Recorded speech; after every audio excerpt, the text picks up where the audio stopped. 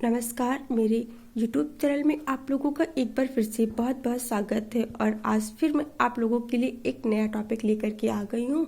और मेरे चैनल पर नए हैं तो प्लीज़ चैनल को जरूर सब्सक्राइब कर दीजिएगा और साथ ही वीडियो को भी लाइक कर दीजिएगा। और हाँ, मैं ये दो बातें अपने हर एक वीडियो में कहती हूँ। पहली बात कि मैं कोई टीचर नहीं हूँ, मैं सिर्फ एक दोस्त होने के नाते आप लोगों के लिए स्टडी से रिलेटेड टॉपिक्स ले आती हूँ तो ताकि आप लोगों की थोड़ी हेल्प हो सके। और दूसरी बात है कि वीडियो बहुत हिल रहा होता है क्योंकि मैं अपने हर एक वीडियो में कहती हूँ कि मेरे पास ऐसा कोई साधन नहीं है या कोई ऐसा स्टैंड नहीं जिससे मैं अपने मोबाइल को रखकर वीडियो बना सकूँ। तो आप लोग प्लीज़ मेरी इतनी मेहनत और इतने सारे स्ट्रगल के लिए एक लाइक और सब्सक्राइब जरूर कर दीजिएगा। और आप लोग ऐसे ही अपना प्यार और सपोर्ट मेरे चैनल के साथ बना रखिए। और अब हम लोग वीडियो की शुरुआत करते हैं। जो हमारा टॉपिक है इसका, ये हिंदी भाषा का मानकीकरण। तो आज हम लोग देखेंगे क्या है मानकीकरण। तो इसके अंतर्गत हम लोग पहले पढ़ेंगे मानक भाषा। मानक का अभिप्राय है आदर्श, श्रेष्ठ अथवा परिनिष्ठ। मतलब जो हमारे आदर्श हो, श्रेष्ठ हो या नोबल हो और परिनिष्ठ हो। भाषा का जो रूप उस भाषा के प्रयुक्ताओं के अलावा अन्य भाषियों के लिए आदर्श होता है, जिसके माध्यम से वे उस भाषा को सीखते हैं।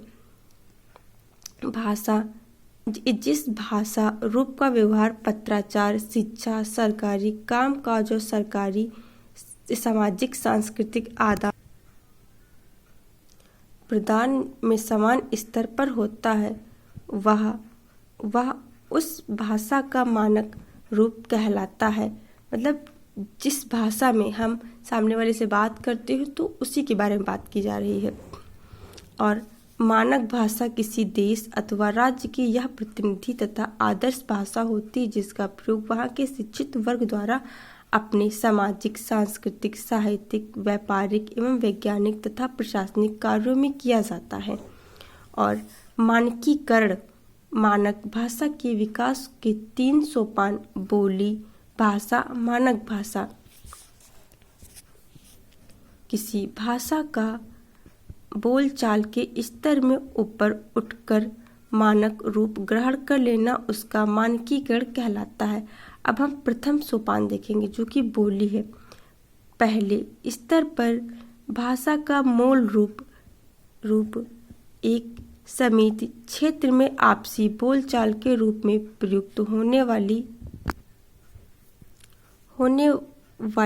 बोली का होता है, जिसे स्थानीय, आंचलिक अथवा क्षेत्रीय बोली कहा जा सकता है। इसका शब्द भंडार सीमित होता है, कोई नियमित व्याकरण नहीं होता। इसे शिक्षा, आधिकारिक कार्य, व्यवहार अथवा साहित्य का माध्यम नहीं बनाया जा सकता।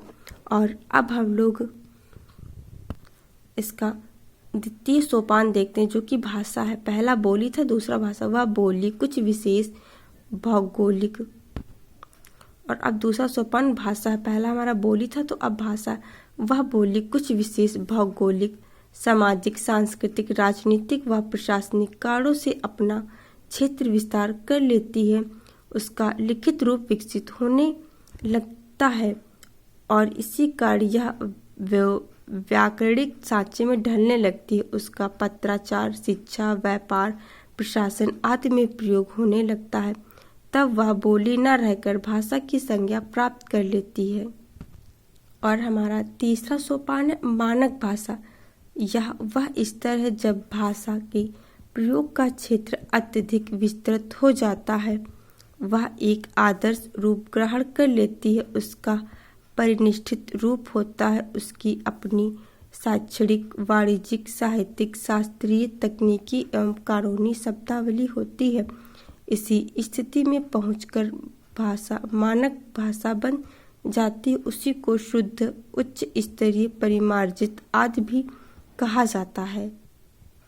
और इस तरह से हम लोगों ने भाषा के जो 3 सोपान थे उनको देखा। और अब हम लोग भाषा मानक के तत्वों को देखते हैं।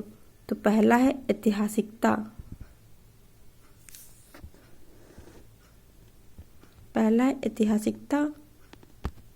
और दूसरा है स्वायत्तता, तीसरा केंद्र उन्मुखता, चौथा है बहुसंख्यक प्रयोगशीलता। 5वां सहजता या बोधगम्यता, 6वां व्याकरणिक साम्यता, 7वां सर्वविध एकरूपता। तो इस तरह से हम लोगों ने भाषा माना के तत्वों को देखा। और मानकीकरण का एक प्रमुख दोष यह है कि मानकीकरण करने में भाषा में स्थिरता आने लगती है, जिससे भाषा की गति अवरुद्ध हो जाती है। अब हम लोग मानकीकरण की दिशा में उठाए गए महत्वपूर्ण कदम देखेंगे।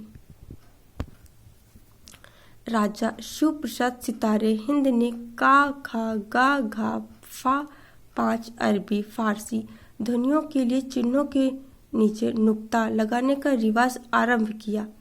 देखिए छोटे छोटे पॉइंट लगे हुए, बिंदु लगे, उसी को नुक्ता कहते हैं।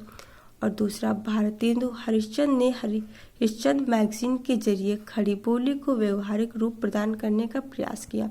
और अयोध्या प्रसाद खत्री ने प्रचलित हिंदी को ठेठ हिंदी की संज्ञा दी और ठेठ हिंदी का प्रचार किया। उन्होंने खड़ी बोली को पद्य की भाषा बनाने के लिए आंदोलन चलाया और हिंदी भाषा के मानकीकरण की दृष्टि से द्विवेदी युग 1900 से 1920 सर्वाधिक महत्वपूर्ण युग था। सरस्वती पत्रिका के संपादक महावीर प्रसाद द्विवेदी ने खड़ी बोली के मानकीकरण का सवाल सक्रिय रूप से और एक आंदोलन के रूप में उठाया।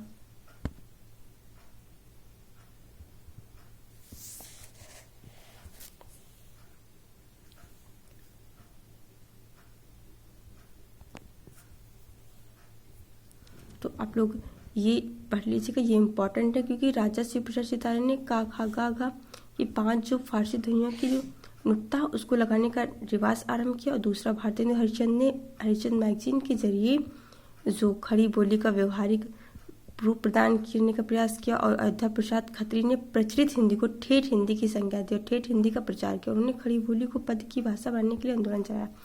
और हिंदी भाषा के मानकीकरण की दृष्टि से द्विवेदी युग 1900 से 1920 से अधिक महत्वपूर्ण युग है।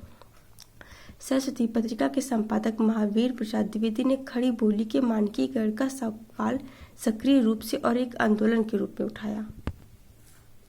और युग निर्माता द्विवेदी जी ने सरस्वती पत्रिका के जरिए खड़ी बोली हिंदी के प्रत्येक अंग को गढ़ने संवारने का कार्य खुद बहुत लगन से किया ही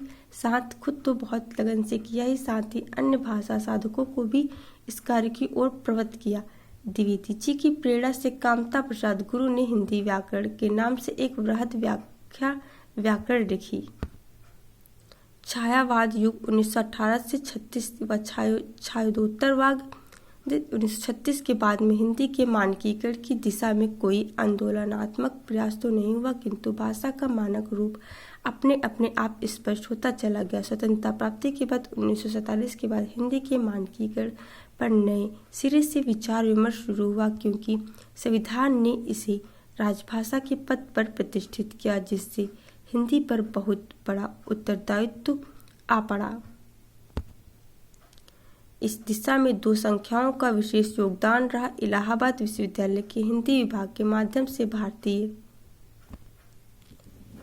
हिंदी परिषद का तथा शिक्षा मंत्रालय के अधीनस्थ कार्यालय केंद्रीय हिंदी निर्देशालय का भारतीय हिंदी परिषद भाषा के सर्वगीण मानकीकरण का प्रश्न सबसे पहले 1950 में इलाहाबाद विश्वविद्यालय के हिंदी विभाग ने ही उठाया। डॉक्टर धीरेन्द्र वर्मा की अध्यक्षता में एक समिति गठित की गई, जिसमें डॉक्टर हरदेव बाहरे, डॉक्टर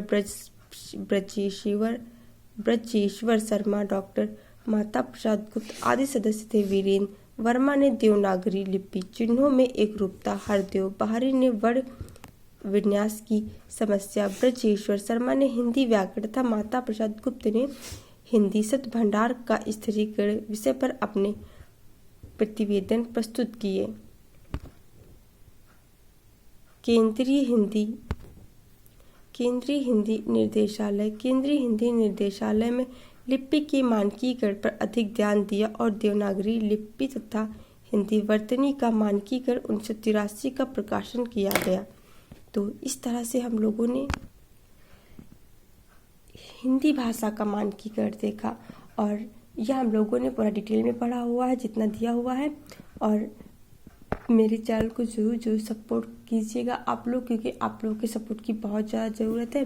और मैंने इतनी मेहनत से मैं हर एक वीडियो को हाथ में पकड़ के मोबाइल करके बनाती हूँ, तो आप लोग प्लीज़ मेरे सपोर्ट जरूर कीजिएगा। और हम लोग अब इसका जो नेक्स्ट पार्ट है या नेक्स्ट टॉपिक जो आएगा उसको पढ़ेंगे।